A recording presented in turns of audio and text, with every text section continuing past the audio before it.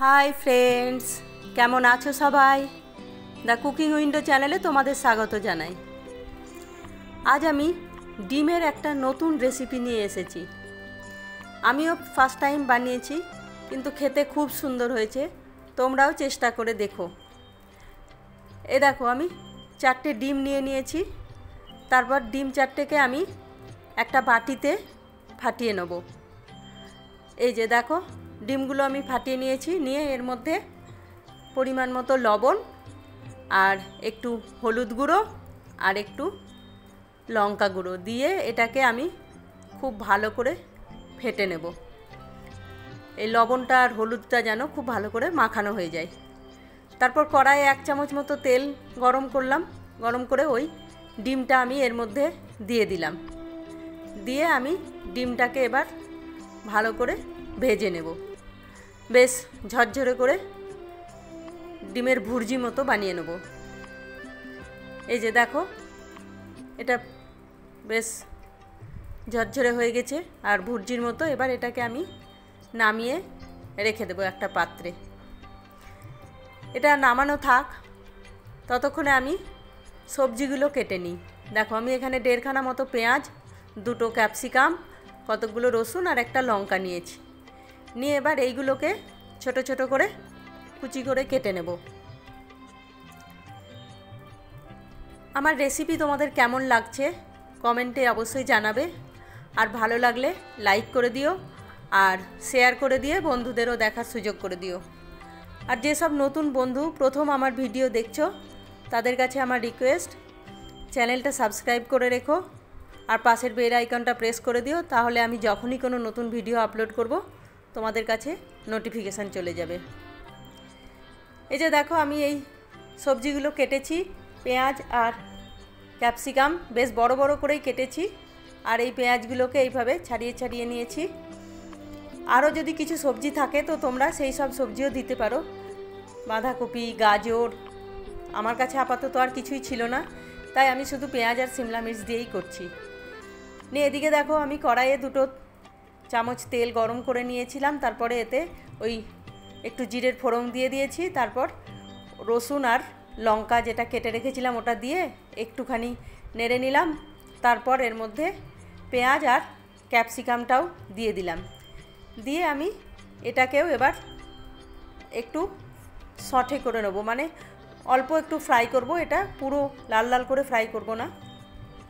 ওটা একটু ফ্রাই হোক, ততক্ষণে আমি এখানে একটা সস বানিয়ে নেব। দেখো, এখানে আমি 1 চামচ কর্নস্টার্চ দিলাম আর 1 চামচ টমেটো সস আর 1 চামচ রেড চিলি সস আর দেব 2 চামচ সয়া সস।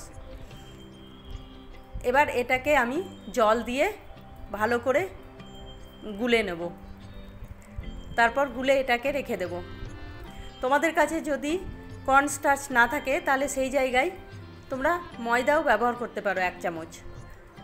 1 চামচ ময়দা দিয়ে করে দেখো, খেতে ওটাও ভালো লাগবে। এই যে এটাকে আমি ভালো করে গুলে সাইডে রেখে দেবো। এবার ওই দেখি পেঁয়াজটা কতখানি ভাজা হয়েছে। পেঁয়াজটা আর সিমলা মির্চটা জলটা প্রায় শুকিয়ে গেছে। পেঁয়াজ থেকে আর সিমলা মির্চ থেকে যে জলটা বেরোলো, জলটা শুকিয়ে গেছে। তাহলেই হবে। এর মধ্যে একে আর অনেক লাল লাল করে ভাজার দরকার নেই। এবার আমি এর মধ্যে ওই যে ঘোলটা বানিয়ে রাখলাম, সেই ঘোলটা দিয়ে দেবো। এটা দেওয়ার পর কিন্তু কন্টিনিউয়াসলি নাড়াতে হবে, কারণ কর্নস্টার্চ দেওয়া আছে, নাহলে ওটা দলা পাকিয়ে যাবে। এটা এবার কন্টিনিউ নাড়বো আর আরেকটু এর মধ্যে জলও দিয়ে দেবো।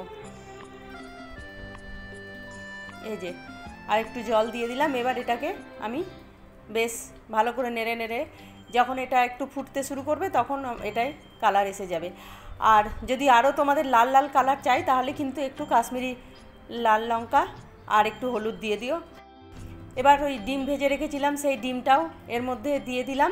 দিয়ে আবার এটাকে আমি ভালো করে নেড়ে চেড়ে মিক্স করে নেব।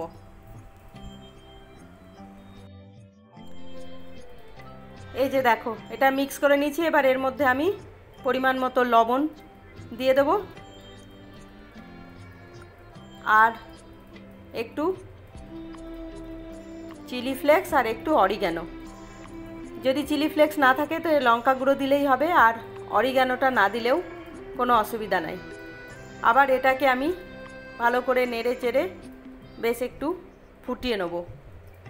তারপর এতে আমি ওপর থেকে একটু গোলমরিচ গুঁড়ো দিয়ে দেবো। এই সবজিটাতে কিন্তু খুব বেশি পরিমাণে জল থাকে না, এটা একটু মাখা মাখাই হয়। এই যে দেখো, এটা মাখা মাখা হয়ে গেছে। এবার আমি এটাকে বন্ধ করে দেবো গ্যাসটা। তারপর আমি নামিয়ে নেব। এবার এটাকে তুমি রুটির সঙ্গে বা ভাতের সঙ্গে পরিবেশন করো, খুব সুন্দর লাগবে খেতে। বন্ধুরা, আমার রেসিপিটা কেমন লাগলো তোমরা কমেন্টে অবশ্যই জানাবে। আজ তাহলে আসি, কাল আবার দেখা হবে নতুন একটা ভিডিও নিয়ে। তোমরা সবাই ভালো থেকো, আর আমার ভিডিওটা ধৈর্য ধরে দেখার জন্য তোমাদের সকলকে অনেক ধন্যবাদ। বাই।